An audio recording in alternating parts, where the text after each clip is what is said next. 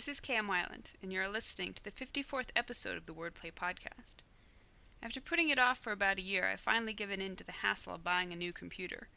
Fortunately, it's a hassle that ends with a shiny new toy to play with.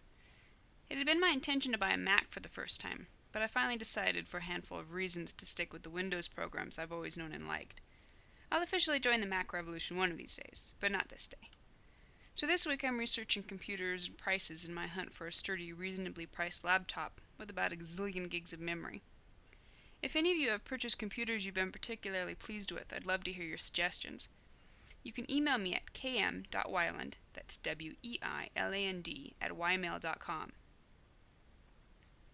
Who Said What? Identifying Dialogue Speakers, the latest post in the video series on my blog, points out the pitfalls of failing to properly tag your dialogue, and offers a few pointers for making sure your readers always know which character is speaking. You can watch the video on my blog at wordplay-kmweiland.blogspot.com. New videos are posted every Wednesday. Meanwhile, enjoy this week's podcast. Change is the key to powerful character arcs. The key to memorable characters isn't so much creating a strong character as it is creating a strong character arc.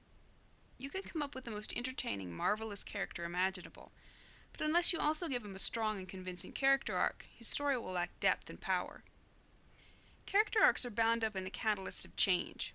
You can chart a character's arc through the progression of the story by comparing his personality, his behavior, his personal values, and his beliefs at the beginning and end of the book.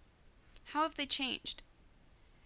In his fabulous book, The Anatomy of Story, script consultant John Truby explains, true character change involves a challenging and changing of basic beliefs, leading to a new moral action by the hero. Creating a solid, memorable character arc requires several important ingredients. Start out with a clear idea of who the character is at the beginning of the novel. Who is he? What does he believe? How does he behave in certain situations? Usually, but not always, a main character's arc will show him growing into a better person. That means he has to begin from a place of imperfection or incompleteness. Give the reader concrete examples throughout the book, but particularly early on, of the behavior and beliefs that the character needs to change. Growth needs to be slow and steady throughout the middle of the book. Give the characters the tools he needs to improve himself. This can come in the form of a mentor's advice, or even just the character's actions creating a situation he recognizes as untenable.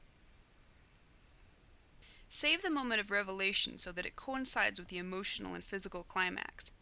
This isn't always possible, but when you can bring the climaxes of the outer and inner journeys together, the result is explosive.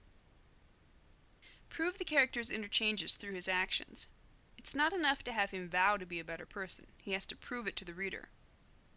Sometimes you can find a nice parallelism by reversing his earlier actions. If he was cruel to a bum on the street in an early scene, perhaps he could go out of his way to buy a meal for a bum at the end of the story. The character's outer journey, his progression through the plot, one domino at a time, comprises the plot. It's possible to write a story that consists entirely of the outer journey, but unless the character also makes an inner journey, the story will lack weight and resonance. We read because we want to vicariously experience exciting adventures, but the stories we most remember are those that also resonate with the deep, ever-changing human core we all share. Thank you for listening to the Wordplay Podcast.